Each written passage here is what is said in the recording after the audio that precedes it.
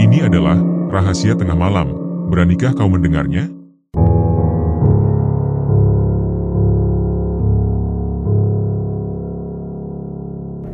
Suara menyerupai kokok ayam namun syarat dengan nada pilu memecah kesunyian malam. Bukan seperti tangis bayi pada umumnya, melainkan mirip rintihan makhluk malang yang tengah meregang nyawa. Getaran ngeri menjalar ke setiap pori, membuat bulu kuduk siapapun berdiri hanya dengan mendengarnya. Pak RT yang baru saja merebahkan tubuh setelah salat Isya mengernyitkan dahi. Sarung seadanya masih melilit pinggang, sementara senter di tangannya bergetar samar ketika ia melangkah keluar rumah yang gelap. Dari ambang pintu, Bu RT memandang dengan tubuh yang merinding. Di jalan setapak menuju pohon beringin tua di ujung desa, seorang pemuda bernama Rizal telah berdiri lebih dulu, menatap ke arah sumber suara dengan sorot mata campuran ngeri dan penasaran. Tak lama, beberapa warga berdatangan. Wajah-wajah pucat itu diterangi cahaya senter seadanya, menandakan ketegangan yang menjalar di udara. Mereka mendekat dengan langkah ragu, seolah takut mengusik sesuatu yang tak kasat mata. Salah seorang ibu menunjuk ke arah gundukan gelap di antara akar-akar pohon raksasa itu. Tatapannya bergetar, seakan tak percaya dengan apa yang dilihat. Di antara akar beringin yang menonjol seperti urat tua, tergeletak sosok bayi mungil. Tangisannya terdengar semakin jelas dan terasa kian mengerikan, mengiris kesunyian malam. Seorang wanita muda berwajah sendu, Butina, terpaku dengan napas tercekat di tenggorokan, matanya tak lepas dari tubuh mungil itu.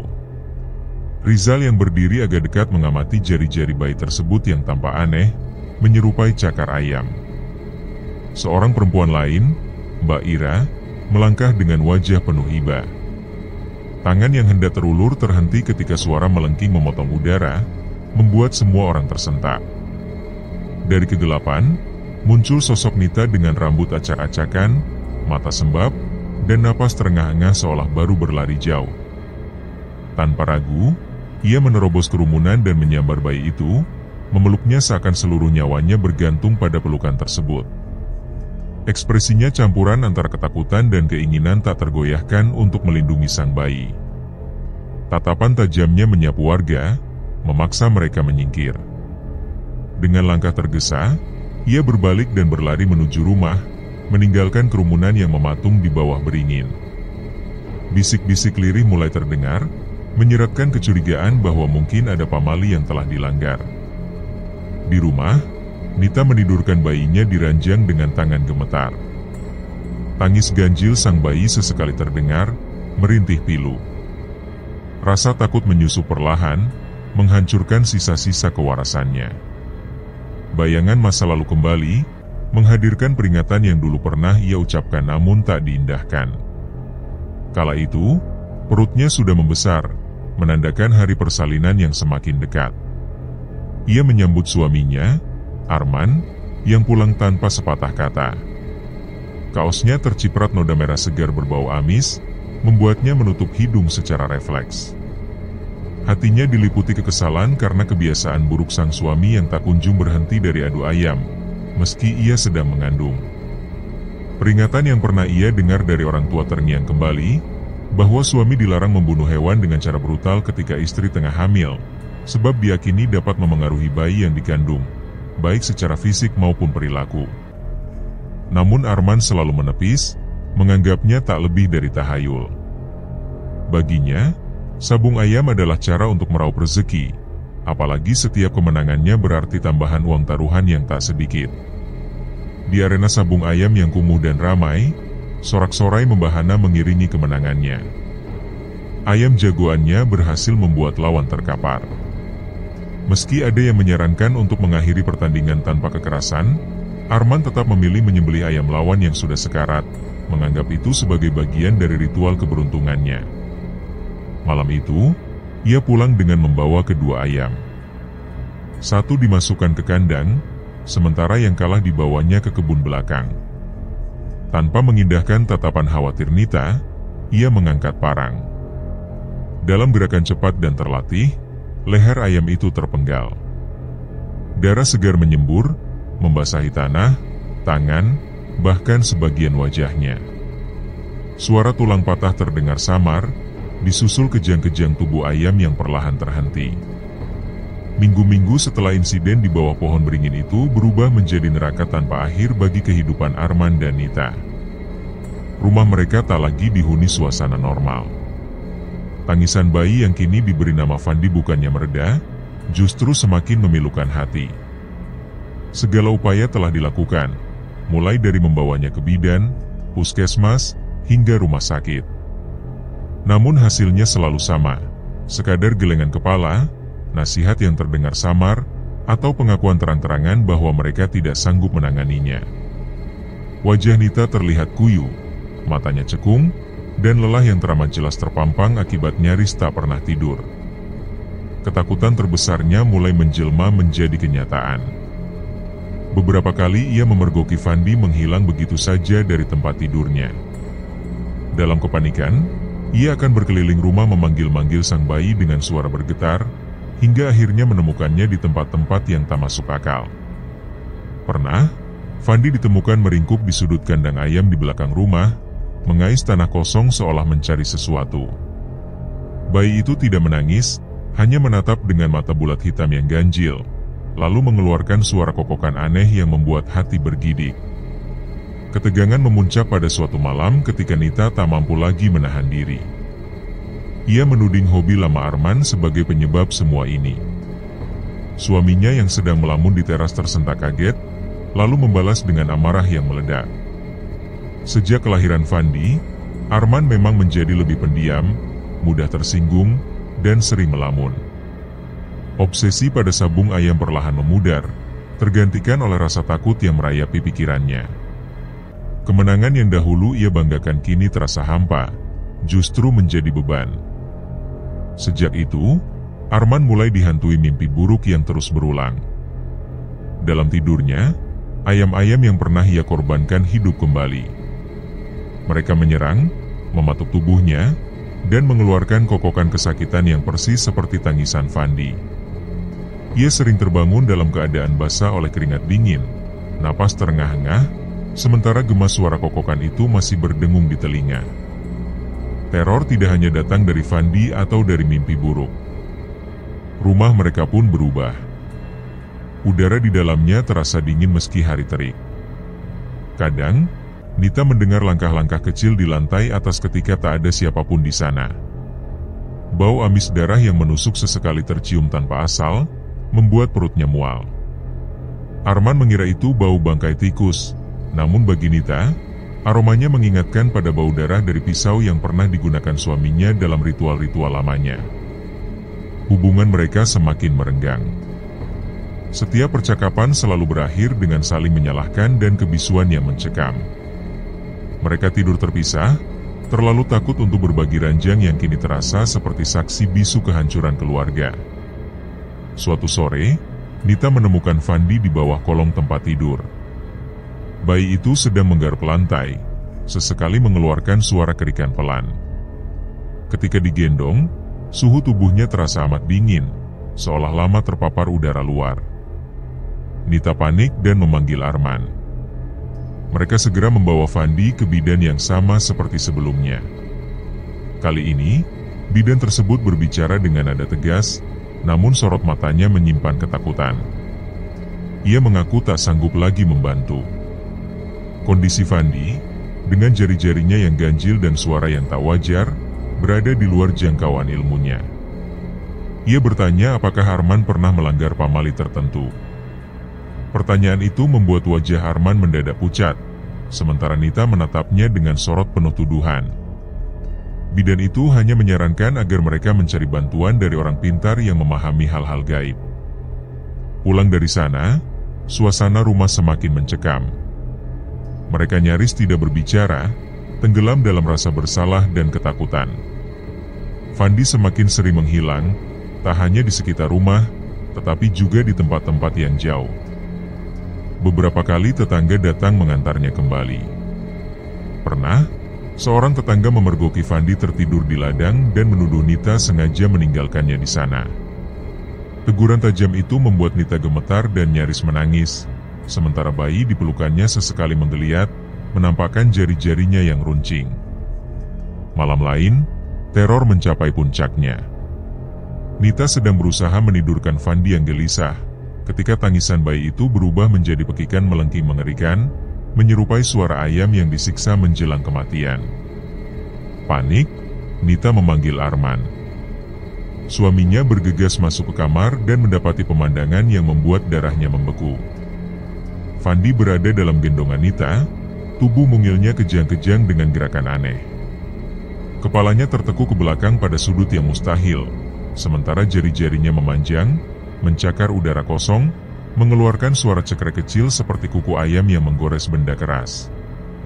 Nita memeluknya erat dengan tatapan kosong yang penuh teror, seolah melihat sesuatu yang mengerikan telah merasuki bayi itu. Pekikan Fandi berubah menjadi rintihan mirip jeritan hewan yang hendak disembelih.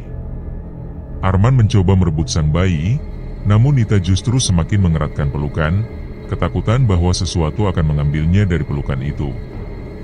Tiba-tiba, udara di dalam kamar terasa begitu padat dan sesak, sementara suhu ruangan anjlok drastis hingga nafas seakan membeku di dalam dada. Dari sudut paling gelap di ruangan itu, sebuah bayangan hitam pekat mulai terbentuk, membesar dan menjulang tinggi, memenuhi ruang dengan kehadiran yang begitu menekan dan menakutkan. Arman dan Nita hanya mampu terkesiap, terpaku dalam ketakutan yang amat sangat. Nita yang masih memeluk erat Fandi, dengan suara serak berbisik bahwa makhluk itu telah datang. Bayangan itu perlahan mengambil bentuk sosok makhluk besar, tubuhnya tertutup bulu hitam pekat yang kasar. Taring-taring panjang mencuat dari rahang yang mengerikan, sementara mata merah menyala bak bara api neraka menatap lurus ke arah Arman, memancarkan kebencian dan kekuasaan mutlak. Suara makhluk itu menggema di seluruh rumah, terdengar seperti kombinasi kokokan raksasa dan geraman yang menggetarkan, sehingga vas bunga di meja bergetar dan lampu gantung bergoyang pelan. Ia mengingatkan Arman bahwa janji sudah ditepati, dengan memberi kemenangan dalam sabung ayam sebagai balasannya. Arman gemetar hebat, kakinya terasa lemas dan tubuhnya seolah tidak mampu menopang lagi. Tanpa menyentuh, makhluk itu seperti mendorongnya dengan kekuatan tak terlihat, sebuah beban berat tak kasat mata yang memaksa Arman berlutut di lantai dingin. Ia mengerang, bergumul antara rasa nyeri fisik dan ketakutan yang mencekik. Keraguan dan ketakutan menyelimuti Arman saat ia menyadari bahwa selama ini janji yang dibuat telah dilanggar. Ritual persembahan tumbal telah dihentikan sejak kelahiran Fandi. Meski enggan mengakuinya, ada penyesalan yang mengganjal di hatinya, terutama ketika melihat fisik aneh Fandi. Ia sebenarnya ingin mengakhiri hobinya yang berbahaya itu, namun belum sepenuhnya bertobat. Mata merah makhluk itu beralih pada Fandi yang ada dalam pelukan Nita. Bayi itu dijadikan ganti rugi atas janji yang diingkari. Nita meraung histeris, merapatkan pelukan pada Fandi, berusaha melindungi bayi itu dari kejahatan yang mengintai. Ia menolak keras bahwa anaknya bersalah atas segala kekacauan ini, menuding Arman sebagai penyebab. Arman yang masih berlutut menundukkan kepala, wajahnya pucat pasi. Namun, dalam keheningan itu, pikiran mengerikan merayap masuk. Fandi adalah anak yang cacat dan aneh. Jika bayi itu pergi, mungkin ada harapan untuk memulai lagi, agar Nita bisa hamil kembali.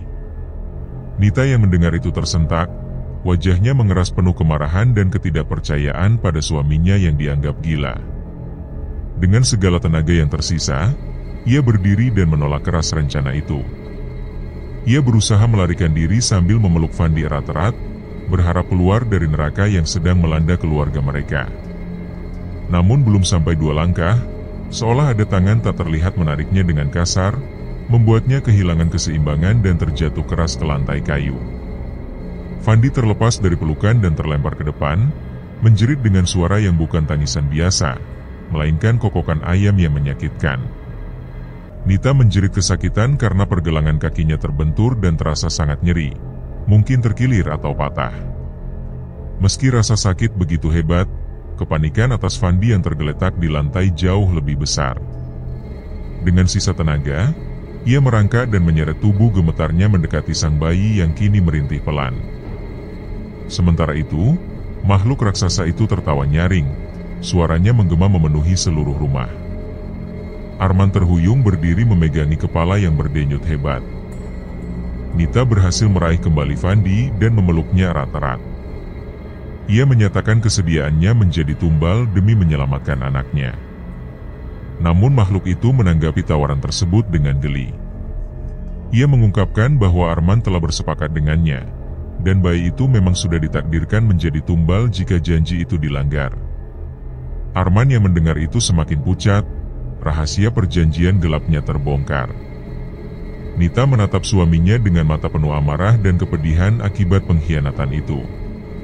Arman berusaha meyakinkan bahwa membiarkan bayi itu pergi adalah jalan terbaik, tapi ketakutan akan makhluk itu jauh melebihi rasa sayangnya pada Fandi. Nita yang kesakitan berusaha melindungi Fandi dengan segenap kekuatan yang tersisa. Namun tiba-tiba, sebuah angin besar mendorong tubuhnya hingga terpental dan terbentur keras ke dinding kamar.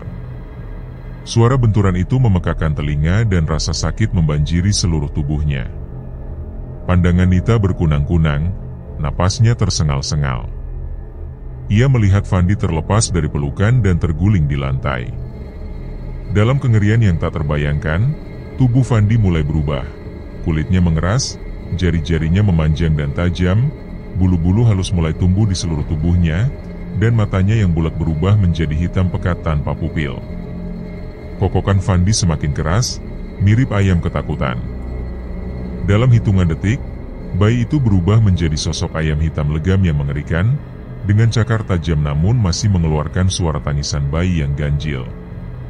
Makhluk raksasa itu tertawa dengan suara geraman rendah yang keji, mengejek hasil dari pengkhianatan Arman. Darah yang dianggap pantas baginya telah diberikan. Kemudian, sosok raksasa itu berubah wujud, menyusut namun aura mematikannya kian memancar. Tubuhnya kini menyerupai ayam jago raksasa dengan bulu tebal dan paruh baja yang berkilat, jauh lebih besar dan mengerikan dari manusia dewasa. Dengan raungan yang menusuk tulang, ayam raksasa itu melompat maju menyerang Fandi yang sudah berubah menjadi ayam. Ia mematuk bagian leher dan kepala Fandi berulang kali dengan brutal. Benturan keras terasa hingga ke tulang-tulang Fandi. Suara kokokan kesakitan yang tak tertahankan mengiringi kejang-kejangnya di lantai. Arman yang menyaksikan semua itu menjerit ketakutan, menyadari kengerian yang telah diperbuatnya. Namun semuanya sudah terlambat. Nita terkapar di dinding, air mata mengalir deras dari matanya yang penuh kepiluan. Ia mencoba merangkak, namun tubuhnya terlalu sakit untuk bergerak. Matanya terpaku pada Fandi yang tergeletak tak bernyawa. Kejang-kejangnya perlahan mereda hingga akhirnya hening seperti ayam yang kalah dalam pertarungan paling kejam. Suara tangisan pilu Nita memenuhi rumah yang kini dipenuhi bau anyir darah dan aura teror murni. Tubuhnya akhirnya ambruk dan pingsan di samping dinding, meninggalkan Arman sendiri di tengah kengerian yang baru saja terjadi. Bau busuk yang sangat menyengat menjadi hal pertama yang dirasakan oleh warga sekitar rumah Arman dan Nita. Aroma anyir seperti daging yang membusuk bercampur dengan bau amis darah mulai merembes keluar dari sela-sela jendela yang tertutup rapat. Pada pagi hari itu, Pak RT mengernyitkan hidungnya ketika melewati rumah pasangan tersebut. Bau yang menusuk dan menyeruak itu terasa sampai beberapa meter, ditambah lagi kerumunan lalat yang membanjiri jendela tertutup. Pak RT bergumam dengan rasa tidak nyaman kepada istrinya yang mengikuti di belakangnya, sementara Bu RT yang menutup hidungnya mengungkapkan bahwa beberapa hari terakhir rumah itu sudah seperti itu. Arman dan Nita pun sudah tidak terlihat sejak seminggu lalu. Pak RT memutuskan untuk mengetuk pintu rumah tersebut, namun tidak ada jawaban, hanya keheningan yang mencekam, diselingi dengungan lalat yang semakin membesar. Dengan rasa penasaran, Bu RT mengintip dari celah gorden yang sedikit terbuka dan matanya membelalak kaget melihat keadaan di dalam yang kacau balau, penuh dengan lalat dan berantakan. Khawatir akan hal buruk, Pak RT mengumpulkan beberapa tetangga terdekat dan bersama mereka mendobrak pintu rumah itu. Begitu pintu terbuka, gelombang bau busuk memuakan langsung menyergap indera penciuman mereka. Beberapa tetangga spontan mundur bahkan sampai ada yang muntah. Mereka melangkah masuk dengan hati-hati, menyorot setiap sudut ruangan gelap dan berantakan dengan senter. Pecahan vas bunga berserakan, kursi-kursi terbalik, dan noda-noda gelap mengering menghiasi lantai. Pak Budi, salah satu tetangga, menutup hidungnya sambil mengungkapkan bahwa ini bukan bau tikus mati biasa, melainkan bau bangkai besar. Ketika mereka masuk lebih jauh, pemandangan semakin mengerikan. Di ruang tengah, kekacauan tampak di mana-mana, dan di ambang pintu kamar mereka berhenti setelah mendengar suara aneh dari dalam. Suara menjijikan mirip orang yang sedang mengecap dan menghisap sesuatu dengan lahap, membuat bulu kuduk berdiri dan jantung berdegup kencang. Beberapa pemuda memberanikan diri mengintip ke dalam kamar dan melihat pemandangan yang membekukan darah. Di tengah lantai tergeletak jasad Fandi yang kini berubah wujud menjadi ayam mengerikan, tubuhnya kaku dan kering penuh luka bekas patokan. Di sampingnya, dengan punggung membelakangi mereka, Nita tampak berjongkok, tangannya berlumuran darah memegangi kepala Arman. Ia tidak menangis atau merengek, melainkan hanya sibuk dengan tubuh suaminya. Rizal, yang melihat pemandangan itu, tertegun dan hampir tidak bisa berkata-kata. Nita menoleh perlahan, dengan mulut penuh darah yang menetes dari sudut bibirnya, matanya merah menyala bukan karena sembab, melainkan karena api kegilaan yang membakar dari dalam. Wajahnya yang penuh luka goresan yang mengering dan satu tangannya terurai lemah seolah patah, sementara tangan lainnya masih memegangi kepala Arman. Senyum mengerikan menghiasi wajahnya, meninggalkan bayangan yang sulit dilupakan. Dengan suara yang menggema di rumah itu, Nita menyatakan bahwa ia menang dan ayamnya sudah mati. Tawa gilanya yang melengking tinggi memenuhi ruangan seolah merayakan kemenangan paling kejam yang pernah ada. Warga yang melihat kejadian itu tak sanggup menahan ketakutan. Mereka berbalik dan berhamburan keluar rumah dengan wajah pucat pasi, dipenuhi rasa ngeri dan panik. Bau busuk dan pemandangan Nita yang sudah tidak waras itu akan terus menghantui mereka sepanjang hidup. Di saat itulah, dari kejauhan muncul Pak Kiai yang sangat dihormati di desa. Ia datang seolah dipanggil oleh sesuatu, dengan langkah tenang dan wajah penuh wibawa. Melihat kerumunan warga yang panik dan berhamburan dari rumah Arman, Pak Kiai segera paham situasi dan masuk ke dalam rumah yang kosong oleh warga. Ia menggumamkan kalimat penuh ketakutan saat menyaksikan kekacauan dan pemandangan mengerikan. Jasad Fandi yang berbentuk ayam dan Nita yang masih berlumuran darah di atas tubuh Arman. Dengan suara dalam dan penuh ketenangan, Pak Kiai memanggil Nita, yang menoleh dengan tawa gila yang mereda sejenak. Tatapan mata merahnya tampak kosong namun ada sedikit pengenalan. Nita kembali terkekeh dengan tawa tidak wajar, meyakini bahwa ia telah berhasil membunuh ayam jago itu dan melindungi Fandi. Pak Kiai memahami bahwa Nita telah kehilangan kewarasannya secara total. Ia mengangguk kepada dua santrinya yang mengikutinya, lalu mulai mendekati Nita sambil melafalkan ayat-ayat ruqyah. Kedua santri sigap menangkap kedua tangan Nita yang mulai meronta dan tubuhnya mengejang, berusaha melawan dengan jeritan-jeritan yang kadang berubah menyerupai kokokan ayam marah. Nita terus berteriak bahwa makhluk itu telah mengambil Fandi darinya dan harus dibalas dendam. Pak Kiai berusaha menenangkan Nita dan mengajaknya beristighfar, namun Nita justru tertawa terbahak-bahak, menolak melepaskan makhluk yang merasukinya dan mengklaim bahwa makhluk itu sudah menjadi bagiannya. Dengan kekuatan doa dan ketulusan Pak Kiai, perlahan makhluk itu mulai kalah. Jeritan dan rontaan Nita melemah, tubuhnya jatuh terduduk, kejangannya mereda, dan mata merahnya yang penuh kegilaan berubah menjadi kosong dan penuh kesedihan. Ia pun ambruk tidak sadarkan diri. Di luar rumah, Bu RT yang duduk bersama beberapa ibu-ibu tua desa mengungkapkan bahwa kejadian itu meninggalkan rasa ngeri dan merinding hingga kini. Mereka percaya bahwa tragedi itu merupakan akibat dari melanggar pamali yang sudah diingatkan secara turun-temurun. Beberapa dari mereka berbicara tentang ritual sabung ayam Arman yang menggunakan tumbal setan untuk kemenangan yang berujung pada karma pahit. Mereka percaya bahwa Fandi, yang lahir dengan jari-jari seperti cakar dan suara mirip ayam, adalah tumbal yang sudah disiapkan sejak dalam kandungan akibat perbuatan Arman.